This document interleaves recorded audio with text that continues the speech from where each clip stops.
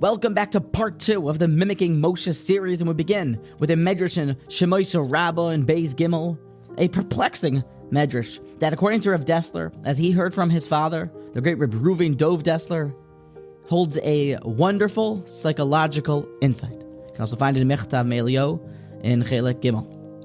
The Medrash says like this, and I'll just give the English, that HaKadosh Baruch Hu does not give greatness to a person before testing him with small matters. The key to unlocking one's greatness, or for Hashem to anoint you to become the Gadol, the next great leader, is to overcome these small challenges. Now, the Medrash proves it. How do we know this? For David and Moshe, both were challenged would they allow their sheep to graze in other people's fields, to trespass on a property that was not theirs, and they overcame those challenges. And because of that, the Medrash says, they were selected.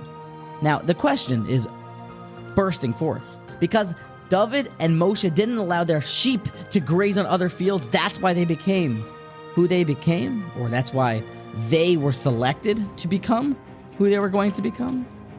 Rav Dessler explains that when you break down a great action and a small action, one is seemingly overcoming a hard challenge and one is overcoming a much easier challenge.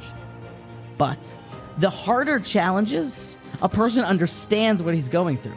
A person understands that this is my moment, this is what I need to do. I've just found $1 million on the floor, and Hashev Teshivim, let's return it.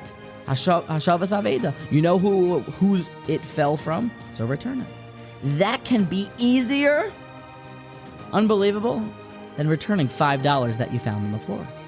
For the larger challenges, you understand what's at stake, and whether it comes from being in public eye or understanding the gravity of the situation, maybe that's why we do it.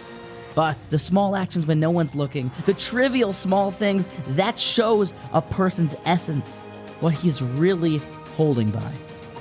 If you've ever seen, it brings to mind the biggest moment in some baseball game where somebody who's a pinch hitter will come out in the bottom of the ninth, and he's never even had a big moment like this, but he understands what's going on and he gets on base and he wins it for the team. But that doesn't show us that that player is great, for it doesn't always pan out for that guy.